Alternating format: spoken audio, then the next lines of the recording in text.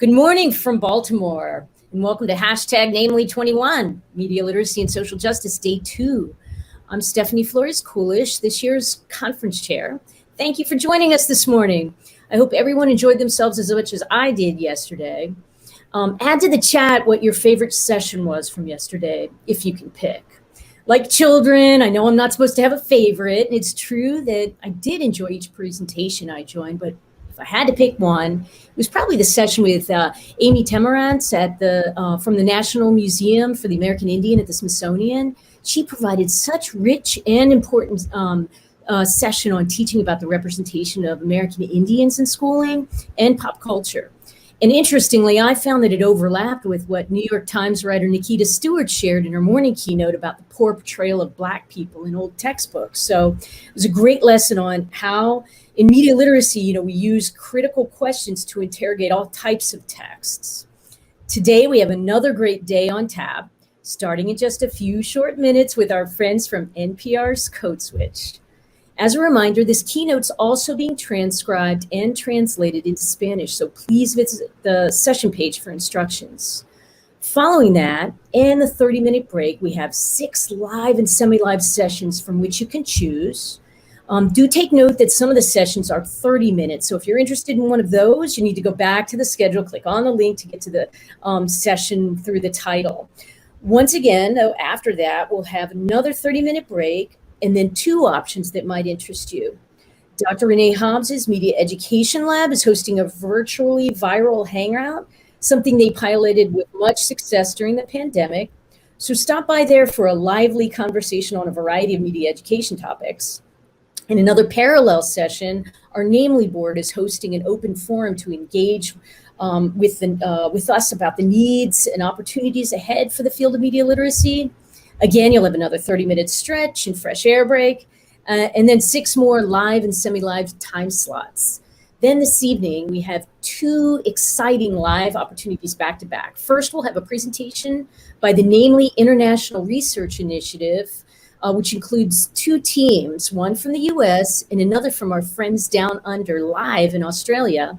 Then to close out the evening, we're thrilled to welcome Sesame Workshop and Joan Gans Cooney Center folks who will share with us the ways that their team produces content so that Muppets are discussing race, diversity, equity, and inclusion. Jeez, wow. So of note, Sesame's presentation will not be available following the conference as per their request. So please don't miss it this evening at 6 p.m. Eastern Standard Time.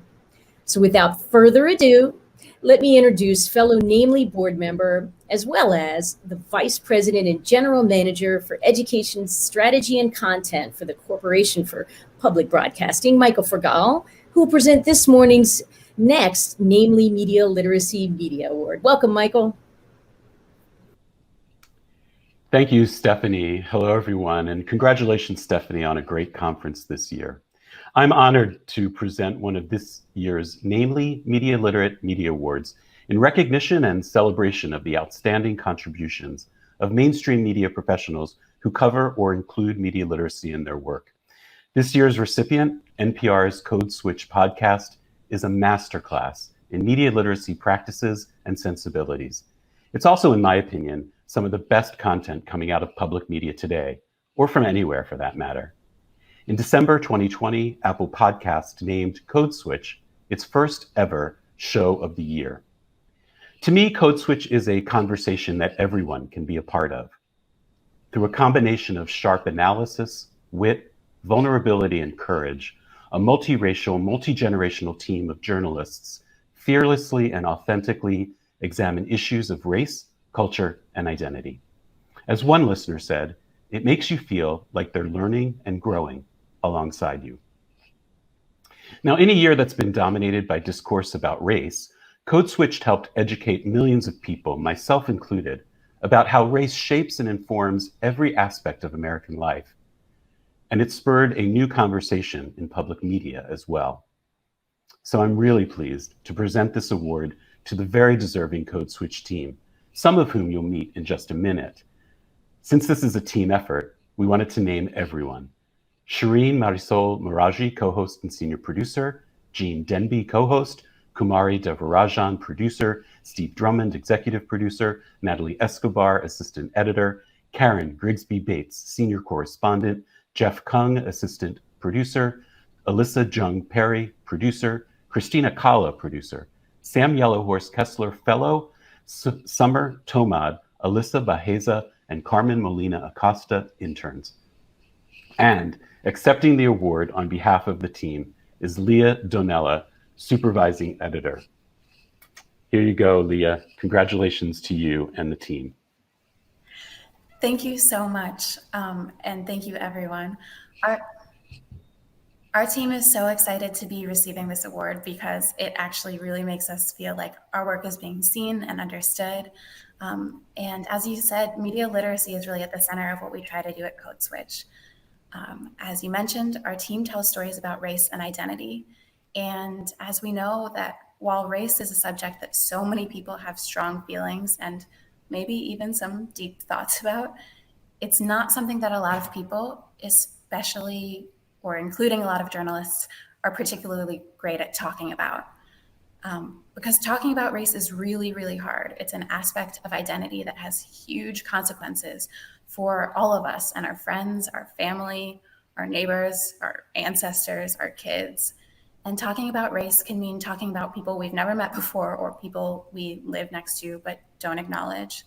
It can mean confronting oneself and community, or the places where different communities intersect, or the places that we'll never go because we don't think our type of people belong there.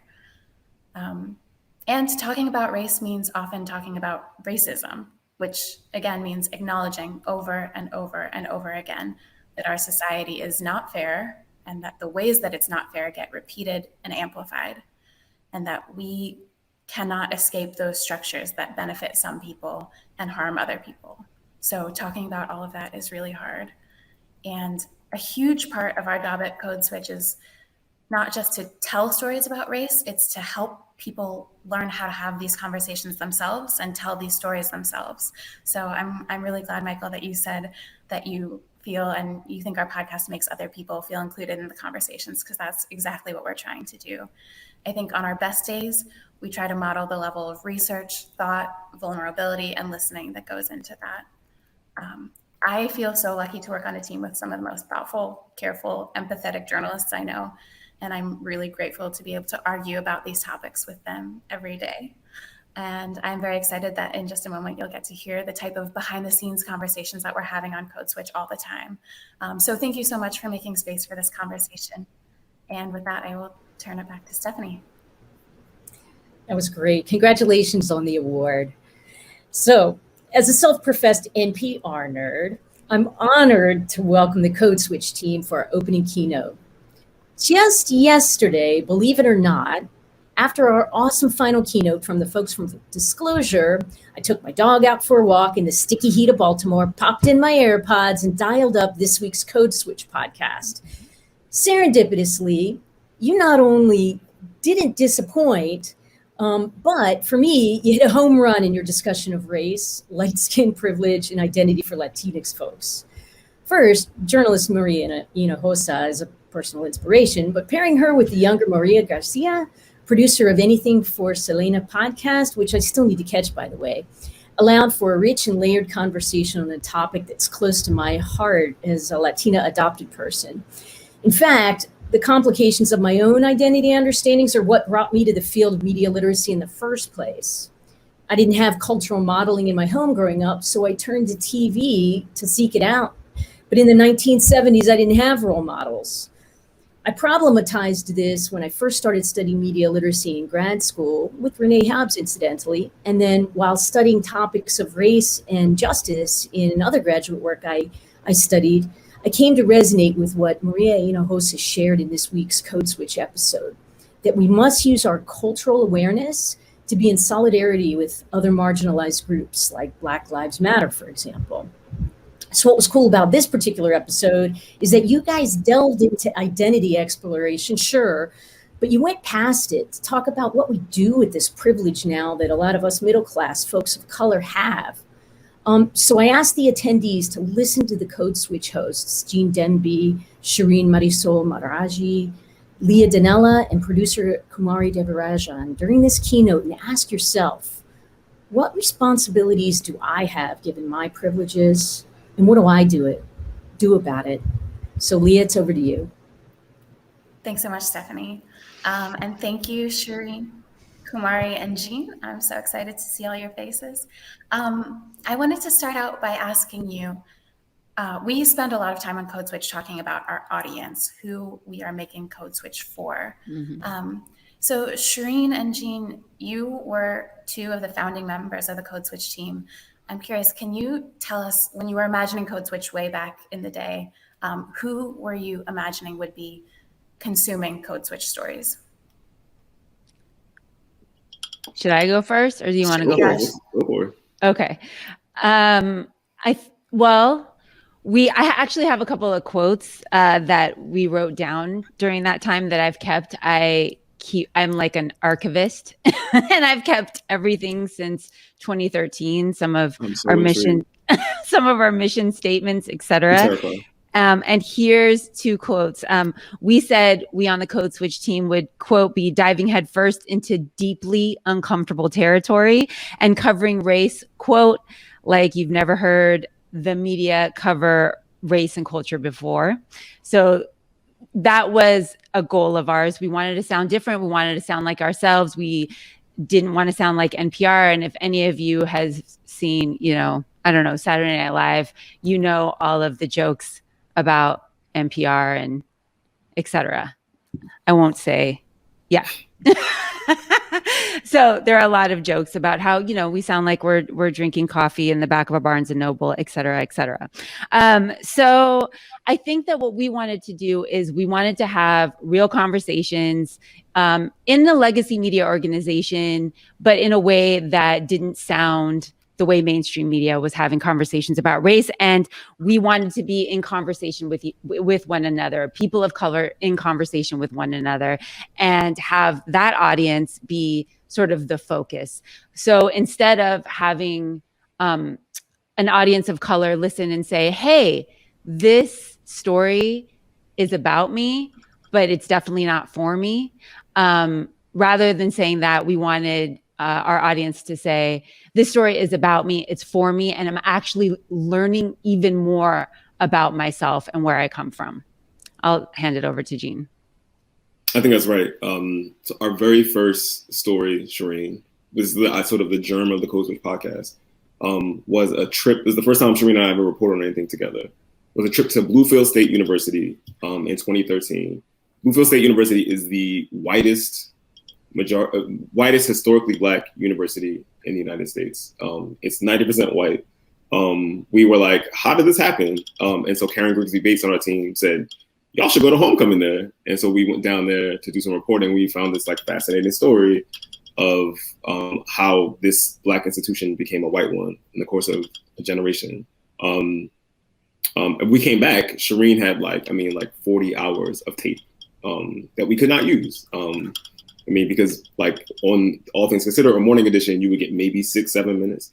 And so that was the sort of first germ of maybe we should have a podcast. Back before NPR had a coherent podcast strategy, Shereen sort of was like, maybe we should have a podcast. But we very much were thinking about these demographics that are true in public media, especially in NPR. The two big news magazine shows, their audiences are close to 9 and 10 listeners to All Things Considered and Morning Edition are white. The median age is somewhere in the high 50s. That's not us. That's not that's not the audience we wanted to talk to. And so I think we had to be really conscientious about reaching an audience who would be ambivalent, I think, about listening to public radio because of the way public media radio signals whiteness as its default. And I think that in the beginning, in 2013, Jean, you did have the luxury of having a blog where you could really interrogate issues of race and racism and identity in a long way. You could have that nuance and that context. Unfortunately, the radio reporters who were hired in the beginning, we really were limited to 3.5 minutes on All Things Considered, or 90 seconds. And if you're lucky and that Bluefield State story, I had 5.5 minutes, and 5.5 minutes to tell a story as deep and nuanced as how a historically Black college became 90% white is very, very difficult to do in 5.5 minutes. And I think that I did a great job, but you can't really get into the history, the complexities, all of the things that we can get into on the podcast. And that is why I definitely thought from the beginning, we need that space where we can, if the goal was to sound like ourselves, be like ourselves, tell stories for audiences of color that will resonate with audiences of color, we need to carve out our own space to do that. We had a blog, but we also wanted to have a podcast, which, and I think I'm very obsessed with the medium of audio. I think it's very intimate. And I think that is a beautiful, intimate way to have a conversation with our audience. And so, like Jean said, we worked on this podcast pilot. It was in 2013. It was 8 months after we had started Code Switch, but we didn't end up having the official Code Switch podcast until about 3 years later. We launched it 3 years later. But we knew that was, along with a blog, a place where we could do all the things that we said we wanted to do in the beginning, which was dive first into deeply uncomfortable territory and talk about race like the media has never talked about race before. Mm-hmm. And on the blog, while I can go longer, the thing you miss is like the texture of people's voices, right? You miss people's accents. And so you hear these young students, these young Black students who get to Bluefield State and are like, where the Black people at? Like you lose something. There's something inert about it, on the page, on the digital, on words on the screen, that you miss, that you don't hear when it's audio, and you get to hear all the things in their voices, all their accents. It makes them more human. So you both talked about trying to draw in a younger, more diverse audience, a different audience than NPR was already reaching. So I want to turn it to Kumari. Kumari, you started your journalism career at Code Switch, and you, in many ways, I think, are the kind of listener that we were trying to attract. So I'm curious, what was it about the stories that you were hearing on Code Switch that made you want to work here? And how has that affected the way that you think about helping shape those stories now that you're a producer on the team? So the podcast started when I was in college, and so I was like in a group of friends and a academic environment that was really into talking about race, or at least trying to talk about race, but it also felt like we were this small little bubble and like no one else wanted to, and it felt really lonely, and just like we were fighting so hard and trying so hard, and it felt really futile. So I mean, there are a lot of things I could talk about that are about Code Switch that meant a lot to me, but one was like not feeling so alone and knowing that there was like this group of people that really wanted to talk about this stuff and like gave me vocabulary and tools to do it. But I think out of all the things I can talk about, one of the things that was amazing was that it didn't sound like, first of all, it was like one of its kind at the time when it showed up. Like nothing sounded like that, and both in like such a long form that wanted to exclusively focus on race, but also just what it sounded like. I'd never heard a podcast that sounded so like friendly and familiar and spontaneous and like funny, and there was like teasing and music, and it felt off the cuff, and it felt candid, and just it felt kind of like friends, and like people I wanted to be friends with. And that was just something that I didn't know audio could sound like. I didn't know NPR could sound like. And so it was just so refreshing and such a beautiful like thing that came into my life. So I think that's one thing that I would like try to keep on the team, or just I love when that shows up on our podcast today. Like as I'm working on it, is like how can we make this spontaneous and familiar and vulnerable and just feel like people and feel like we're being real and we're not like performing or it doesn't feel too scripted. Both in just how like our hosts or regulars kind of talk in the podcast, but also how we care for people's stories, that people who trust us with their stories, like how can we feel like they're familiar to us in a way so that when people are listening, they feel familiar to those people, they feel close to those people, and they can like recognize that vulnerability as well. You mentioned the idea of having our show try to sound as conversational and natural as possible. And I think that's something that we all try to do But something that a lot of listeners might not know is that there is an immense amount of scripting and crafting and structuring and work that goes into making the podcast and making it sound that natural. So I would love for each of you to talk a little bit about some of the behind the scenes work that you do that may not be obvious to people who are listening to the podcast. Maybe Shereen, we can start with you. Sure. I don't think that I'm saying something that everyone doesn't already know. Talking about race can be very, very challenging, and it can elicit a lot of emotion. And you don't want to get things wrong because if you do, we are now in the age of social media where, you know, it could be over for you. This is very serious, and we want to get things right. So yeah, I think people think that Jean and I are just naturally that brilliant and can speak No, I don't think that. That brilliantly about race, just off the dome. And I hate to burst everybody's bubble, but we're not. We really do go over and over and over how we want to talk about a particular subject matter. We have group editing sessions that can last hours and hours, where at the end, you don't even want to eat your dinner. You just want to like crawl into bed and take a nap. I mean, we really work really hard on making what sounds incredibly spontaneous, on making it sound spontaneous, but also intelligent and also fair. And, you know, we do an enormous amount of fact checking everything that comes out of our mouths, because this isn't something that you just open a mic and riff on. Race in America, racism, identity. That is a recipe for disaster. And so for all of you who think, oh, this might be simple, like let's open a mic and just chat about our feelings about race, that is definitely not what we're doing. It takes hours and hours to put together a show that, you know, sounds like a bunch of friends being vulnerable and having a good time. And I'll leave it at that.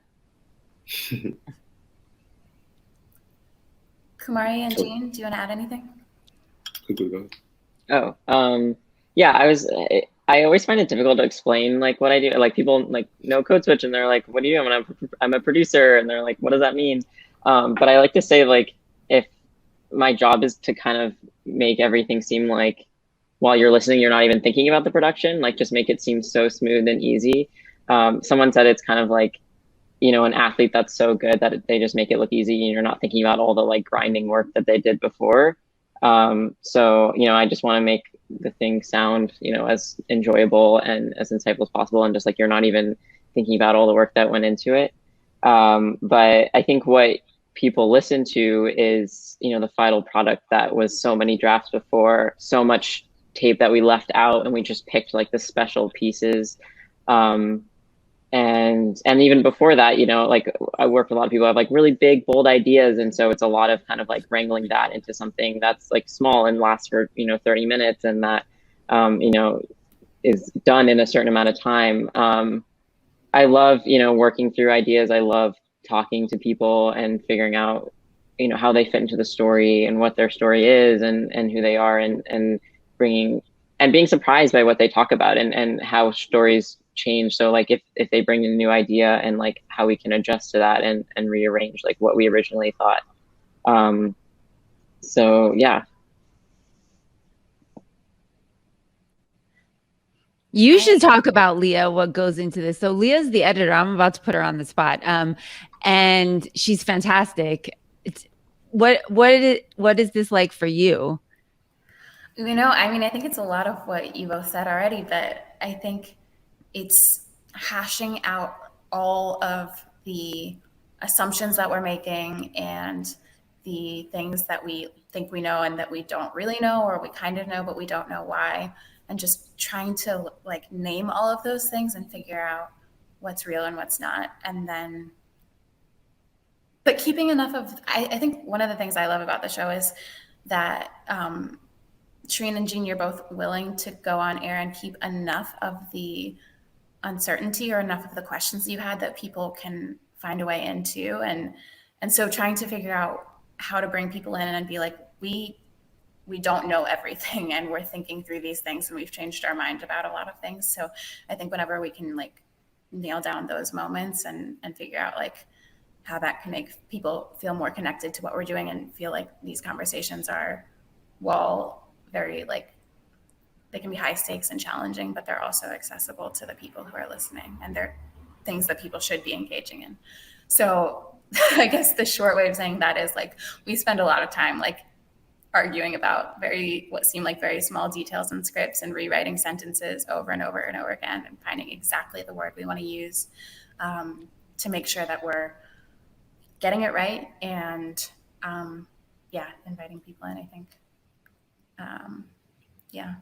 I think I love what you said about how hard it is to get it right, because I think it's something that we see a lot, is like, we see, this is something that we do, but we also see other outlets kind of jumping into really common pitfalls in the way they talk about race, because there's just so many stereotypes and so many tropes in the way that we report on race and talk about race, and they're very, very hard to avoid, even for people who are doing this all the time. So maybe, Jean, I'll start with you for this question. How do you think about, what are some of the common pitfalls that you see, and how do you think about avoiding them in your own work or in the work that Code Switch does? So one of the things, and I think you could hear this in Shereen's episode on Latina identity this week, but I think one of the things that always happens, and it's very obvious to say, like, you know, we joke about this on the podcast, like, we're not going to say we are not a monolith, right? Because everyone else says we're not a monolith. But the first thing that people do after they say we're not a monolith is immediately flatten some giant population into some kind of like monolith, right? I mean, the thing that I think that's really important that I've been thinking about a lot lately is, you know, so, and don't get my wife started because I rant about this all the time. It's like a construction like the Black community is like, it's not a thing. Like, that is not a thing. That's like a very dangerous, I would say dangerous sort of like construction, right? There are basically infinite Black communities, right? But there's no one Black community. There might be like a Black community in a town, but there is not, and there might be a Black population in a school, but there's no Black community. It assumes that people are like having the same experiences. And one of the things we find out all the time, though, whenever you do any reporting on this stuff, is that Black people may be having experiences with the same system, with the systems, right? Like oppressive systems, right? All Black people might have experiences with the criminal justice system in some way, right? But like, it matters if you are upper middle class Black person. It matters if you're a queer Black person. It matters where you know, like all these things matter in the way that stuff gets expressed to you. And one of the things that happens when we say the Black communities, we default to sort of, I don't want to say this, like we default to like kind of an elite median, which is like a sort of like, this is the experience that the most famous or the most well-off Black people are having, right? Or the most famous or the most well-off Latina people are having, right? We did an episode not long ago about, we did an episode not too long ago in which an expert was talking about the fact that he was a former public defender. And he was saying that one of the reasons that we heard so much about driving while Black and racial profiling throughout the 90s and the 2000s was because that was an experience with the police that fell on like Black folks with money. It was like, I'm driving down the street, I'm in my Mercedes and I got pulled over by the cops. At the same time that was happening, everyone was missing the story of mass incarceration because that was a story that fell on Black folks who 90% of whom did not have high school diplomas, right? So we're talking about poor Black people. And so the stories that got told were the stories of a certain kind of Black person who was much more likely to have access to like to vent, even if not access to change these things, but access to sort of make their voices heard, access to avenues to make their voices heard. And so I think a lot of the things that we talk about on the show a lot is sort of the importance of disaggregating. Like, it's just like we make the voices that we talk to, we make them really specific, right? Like, this is not a person speaking for all Latina people. This is not a person speaking for all Black people. This is a person in a specific social location having an experience. And we try to underline that as much as possible. And I think that's like a really common pitfall that happens, that we see all the time. Like, we tell the stories of Black people and Latino people through the lens of like famous Black and Latino people, as if there's any, like, it tells you anything about the way these systems work.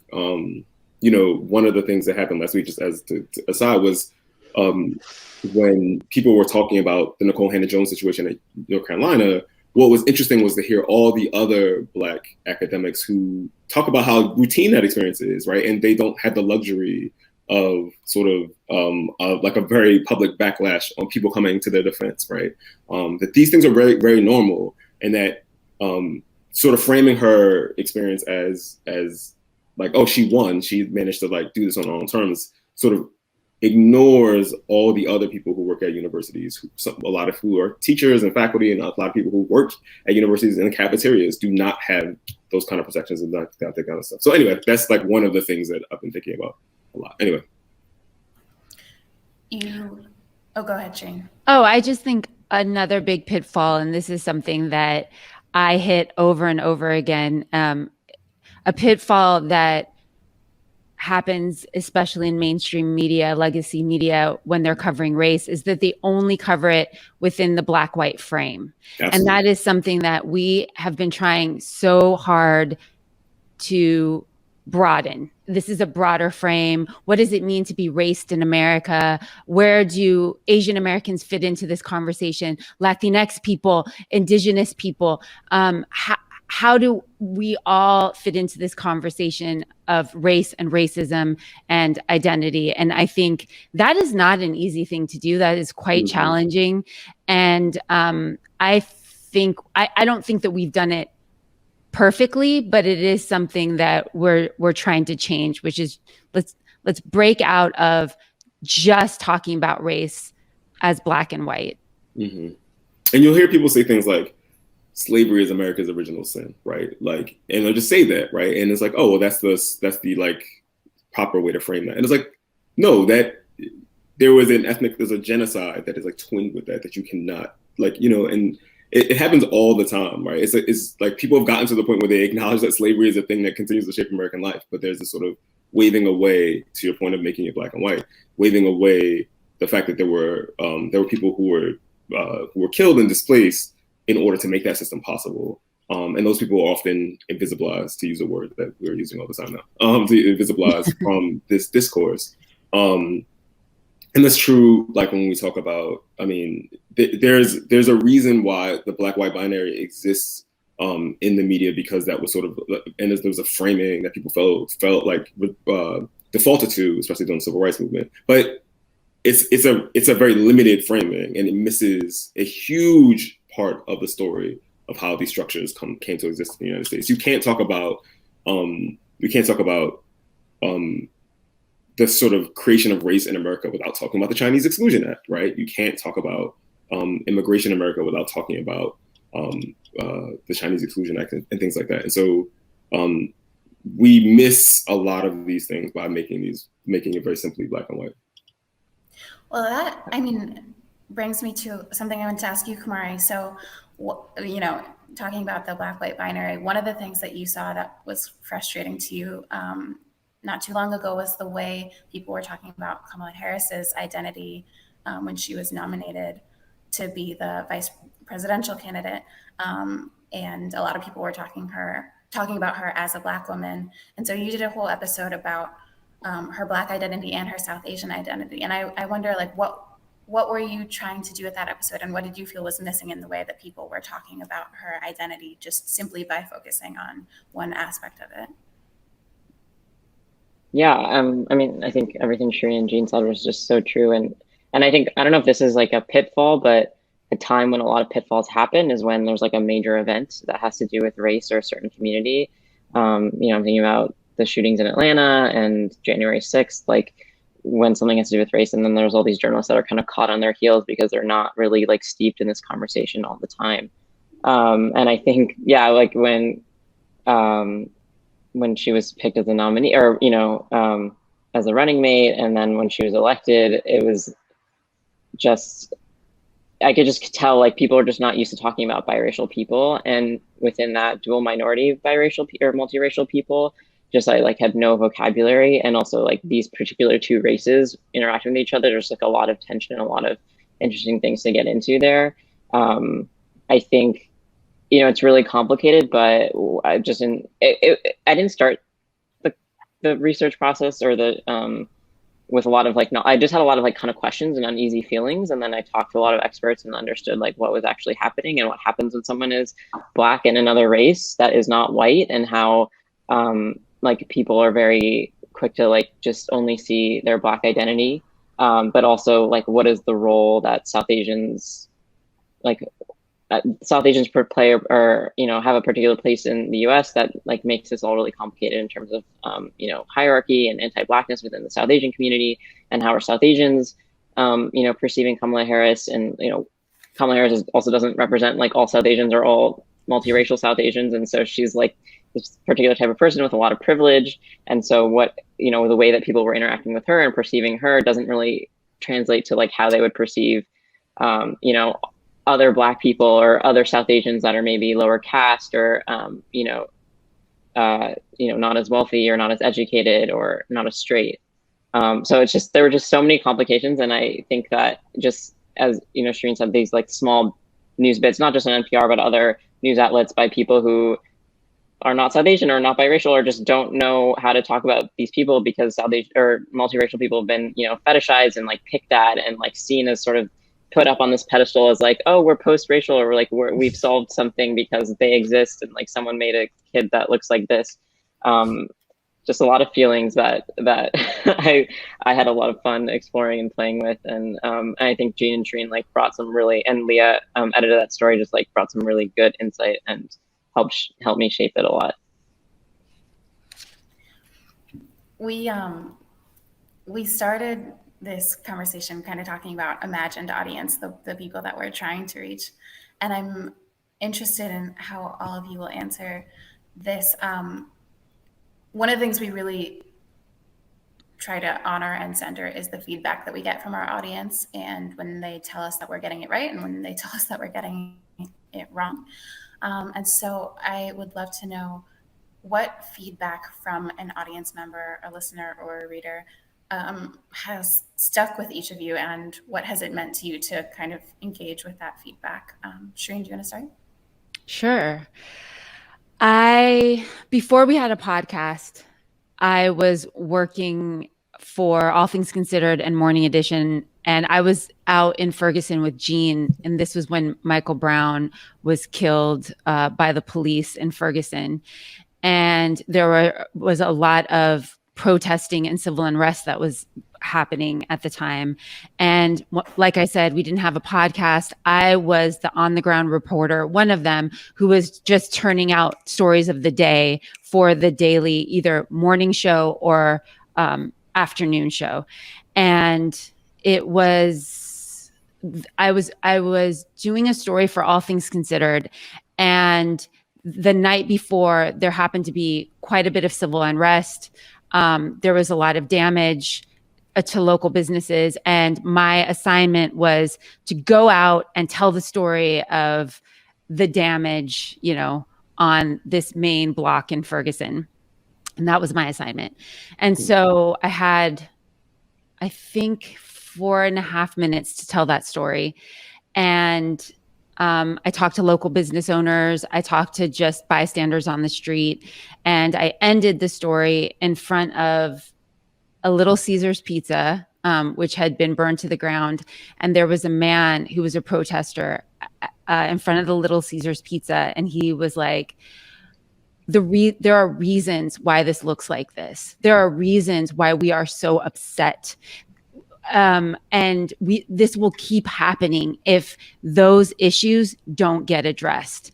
And I made it a point to end the story with him and his understanding of why this stretch of Ferguson had been destroyed in the way that it was.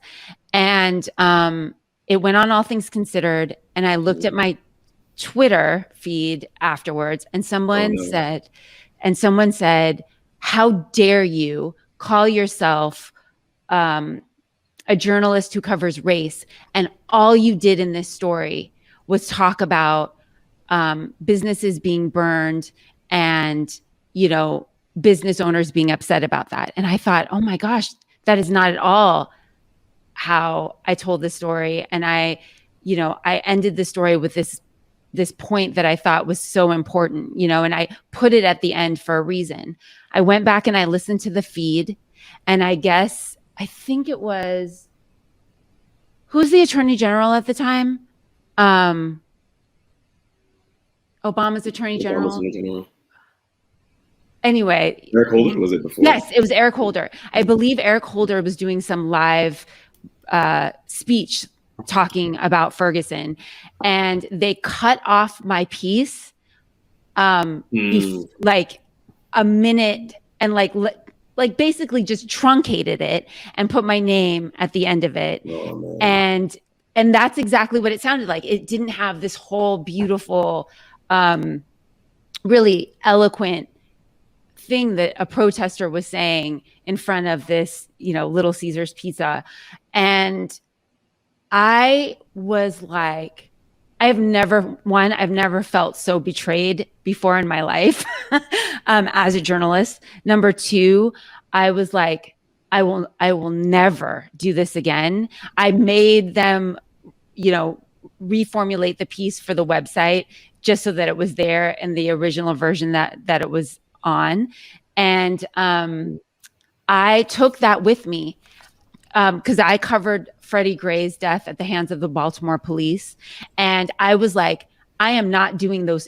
If you're going to assign me a looting and how people looted, and, you know, go out and tell a story about how all these outside agitators were making things terrible in these communities, I learned very quickly that is not what I was going to be doing. And so that was some feedback that to this day, like, it's like a punch in the gut. It sticks with me so hard, and it makes me so happy that we have a space where it's not 4 minutes and like a whole minute gets cut off of your piece that tells the real story and gives you the context of the piece, that we have a half an hour to talk about these things, which we did, by the way, on Code Switch years later. We talked about the outside agitator trope and how the media has been regurgitating since Martin Luther King, this trope of people coming in from the outside, burning and looting communities, and really taking the focus off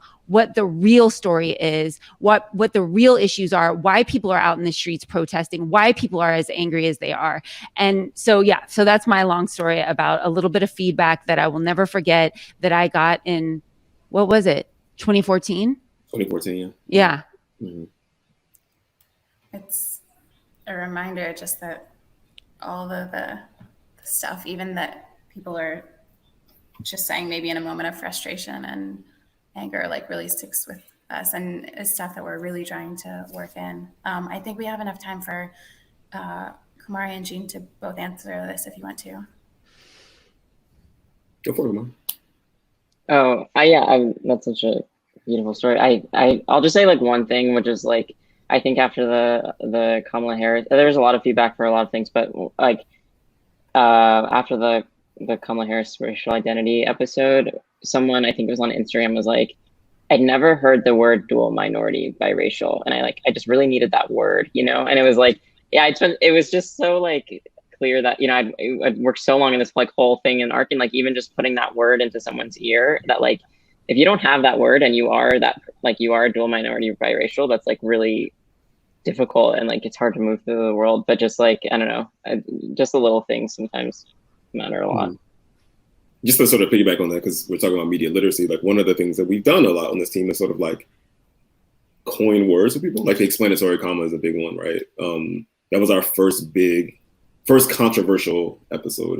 For a long time, it was like our most listened to episode. And it was basically us saying that if you read like a New York Times piece or a Washington Post piece, or just any magazine piece, right? You'll often see, you know, some like Saweetie, a rapper from Los Angeles, right? If you see that little comma in the description, and like if the description is there, you're like, oh, this isn't for me, right? Like this is for people who don't know, like who need someone to explain who Saweetie is, right? But that happens all the time in race coverage, right? Like you'll often see someone will use a word in Spanish and it'll be italicized, right, to like set it apart, and then it'll have a little translation afterwards. And if you are someone who is like a Spanish speaker, you're like, oh, well, this is not for me. This is for people who don't speak Spanish, who are like, who have a very basic understanding of this stuff. And so when we talked about that on our show, we talked about sort of the thing that happens in public radio a lot. The joke at NPR is when dealing with electric, like people would just say that and presume they wouldn't even need to put a comment in it. It was assumed that you came from the demographic who would understand all of those references. Like I had no idea what that was. Apparently Bob Dylan went electric and it was a very controversial thing in the 60s. Anyway, but if you're a white boomer of a certain age, that's the kind of thing that doesn't need explaining. And so we called it an explanatory comment because it is a thing that we have to be conscientious about. This thing we were sort of arguing about, like, should we be using, if we are talking to brown people, but not always brown people, and not always brown people who have the same set of experiences, right? Yeah, do we need to say the other things so that people can follow along? Or will the people who belong to the community, who like to a small community, I'm using a community word, who belongs to the segment of population who might be familiar with this concept, feel like, oh, they're explaining it to people who don't understand, this is not for me. And it was a really contentious argument among us, but it like lit our email up. And it was the responses were really interesting. There were a lot of white people saying, I'd rather you not explain it because I don't have the experiences of being in spaces that aren't all white. And so I would rather sort of have this fly on the wall experience where I get to be uncomfortable and have to figure it out with context clues, because I know that people of color, as I'm coming to understand, people of color have that experience all the time. The flip side of that was a lot of people who were like first generation, second generation immigrants who were like, I don't have a lot of experience with American idioms. Like I would like it if you use these words to explain what they mean. There were some people who are like, journalism is supposed to explain. You're supposed to say what these things are. And so there was like a lot of messiness and a lot of like people coming at this thing in a lot of different ways. Anyway, that was just, that's the kind of the feedback we get that I think I've incorporated a lot and think about a lot. Because whenever we decide to use the explanatory comma, we are doing a thing that will have a consequence for how people listen to the rest of the story. And just to add an additional piece of audience feedback context, that episode that we did about the explanatory comma started because we did an episode before about Tupac, and a listener wrote in and said, you didn't do a good enough job explaining who Tupac is and why I should care about Tupac. And that generated a lot of conversation on our team. But I think it's time. I think we're going to be joined now by Stephanie again and be answering some questions from the audience. So Stephanie, hi. Hey. So it's funny that Jean read the mind of one of the viewers who actually also happens to be one of our brilliant conference team members, Ajane Truss, because she was actually asking for y'all to talk a little bit about the explanatory comment. And just a little background, she said she's had fun listening to you wrestle with that and how explaining it or not signals who the show's for. And she said actually she's doing a lot of the similar thinking in the academic writing she's doing. She's a grad student at Penn. So just a little shout out there on the connection. So here's another question that did come in that I thought we could start with is, how diverse and inclusive is your team? And how do you report on topics when there's no team member from the identity that you're speaking of? Well, it depends on who's on the team at what time, because we have interns coming in and out, and now we have fellows. So at the moment, our team is, we have a Native American member of our team, Sam Yellowhorse Kessler. We have South Asian members of our team, Kumari Devarajan. I'm Puerto Rican and Iranian. Are you? Yeah, which I say constantly on the podcast. And we have Black members of the team, white members of the team, East Asian members of the team. Who am I missing? I think we are, well, Summer is Middle East, North African. And so we were, for a while there, we had basically everybody, Latinx, represented on the team. And then also, so we're multiracial, and multi-ethnic, which is something that Michael brought up earlier. And we're also multi-generational. So the oldest member of our team is a baby boomer, the oldest members, and then the youngest members represent Gen Z. And then we have every generation in between represented on the team. And we don't have a big team. So we've done this deliberately. So yes, we have Gen Xers, old millennials, young millennials, et cetera. So it doesn't happen that often that there isn't somebody on the team who can't bring a little bit of perspective. I would say the hardest thing for us has been, and we've gotten, speaking of feedback from audience members, is our Native American coverage, our coverage of Indigenous issues. That that is something that we've really struggled to bring to the podcast. And when we do stories like that, for example, I did a story on a 180-year-old treaty, the Treaty of New Echota. It was the treaty that led to the Trail of Tears. We made sure that we had hired people who were journalists and Native American journalists who were specifically part of the Cherokee Nation to read over that story for us and make sure that we weren't getting anything wrong, to check us for our biases, to make sure that we weren't falling into stereotypes. And so that's one example of when we didn't have a member of the team from an Indigenous background, and we were doing a story about a Native American issue where we hired somebody to help us to make sure we got it right. Mm-hmm. And just to add to that, and to, to the point that Jean, I think you made earlier about communities all being very diverse within themselves. I think we try to approach all of our stories by thinking about, like, even if I'm reporting on my own family or a group that's like I'm a part of, we still try to do the same thing that you were saying, Shereen, like check our biases, report against our biases, and try to not make any assumptions about what we know about our own communities and what stories we should be hearing or expecting from them. Definitely.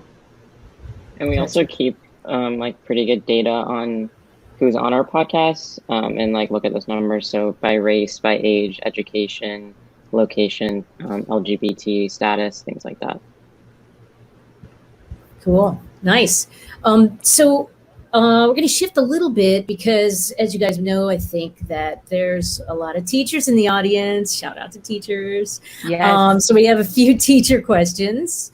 And actually, a couple of them are related in that is, what ways do you think your podcast can be used in classrooms in general? And then maybe even more specifically and narrow advice you might have for white teachers who are addressing these types of topics in classrooms with almost all white students. We get a lot of feedback from teachers. A lot of teachers do use our stuff in their classrooms, which I think is obviously like incredibly flattering and humbling. And it also means we probably should wash our mouths. I know. We should not work as blue as we do.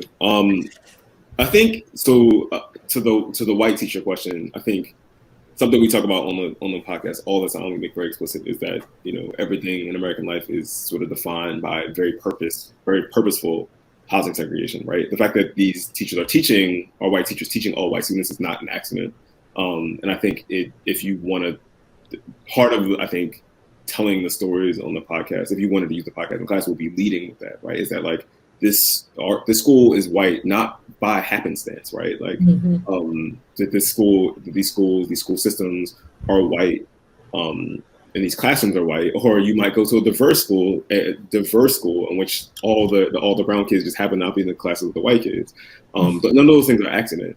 Those things are very purposeful, and I think we have a few episodes that sort of talk about housing segregation. That might be like a good place to start. But I do think that part of the story of like I say this on the podcast all the time. We point to the study by the Public Religion Research Institute is that 75% of white people have no non-white friends, right?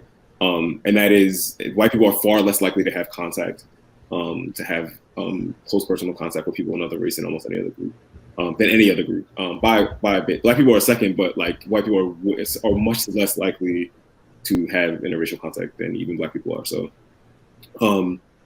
I think that's a big part of the story. Like the whiteness of the classroom is part of the story. And I think there's plenty of ways into like some of the stuff we've covered by leading with the fact that is not an accident. Anyone else want to take it? Using the podcast in the classroom? I mean, I think one thing that can be really useful, we get a lot of requests to speak at different classrooms, and we did an episode actually where we visited a college classroom that had been using our podcast. And I think one of the things that we see over and over again is the podcast is a great starting point, and it's our intention. Like, we love when people listen and have thoughts about it, but as we were saying earlier, it's just nice when people then feel like they can jump into their own conversations about race, and they can use that to like think about, what's going on in their classrooms and their lives and their neighborhoods, and feel comfortable entering into those conversations. Because I think in so many different spaces, talking about race is so taboo. And so just using it as kind of a way to say, like, listen, these people are doing it. Sometimes they're getting it wrong. Sometimes they're getting it right. But like, hopefully they're learning something at the end of the day. And hopefully students and teachers can do that too, in a way that feels safe and comfortable. And, like, we shouldn't take it for granted that, like, we might be the only brown people that they're having contact with, even if it's mediated contact, right? I think there's probably some value just to hearing us wrestle with these things, right? One of our colleagues, Linda Holmes, talks a lot about how, like, one of the sort of things she learned from Twitter, which is like the sort of diversity of Black opinion that she was exposed to all the time in a way that she couldn't have been because she's a white lady, and realized that, like, that there was like actual disagreement on all sorts of stuff. I mean, I think she knew that intellectually, but seeing the points of disagreement was like very enlightening. I think that obviously we can't represent all of the points of disagreement among Latinx people or Black people or Asian American people on a podcast, but I do think it is important to sort of that we go at the idea that we are not a monolith. Sorry. I think also one thing we do really well, and I'll just say this quickly, is that whatever the headline is in the news, we have an opportunity to go deeper, to give you history, to give you context, to give you nuance, to give you different points of view. So, and also to humanize what it is that are just like feeding the kids. I'm thinking about high school kids, their social media feeds or whatever they're watching on TV is like, we can be used as a tool to help make these issues and topics real. And just help your students understand things in a much deeper way than a headline.